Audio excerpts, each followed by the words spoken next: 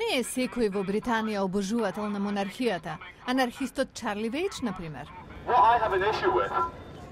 Имам проблем со тоа што државата креира најголем јавен спектакл што светот воопшто го видел и за тоа плаќаме ние, даночните обврзници, милиони и милиони фунти за обезбедување на нешто против кое се толку многу луѓе во земјата. Тој вели дека британската монархија е систем на доминација. Кога ќе го отворам мојот пасош, таму не пишува дека сум британски граѓанин, туку британски субјект, затоа што сум уште субјект или поданик на круната и кралицата, и тоа ми пречи 100%.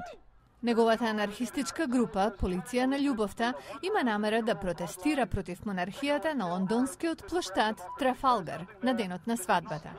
Но додека тие употребуваат зборови, други во Британија се поагресивни во изразувањето на несогласувањето со британскиот естаблишмент.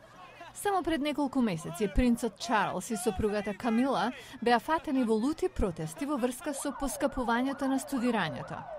Терористички групи ја имаат Британија за клучна мета. Во 2005 беше извршен напад на транспортниот систем на државата, што остави стотици мртви.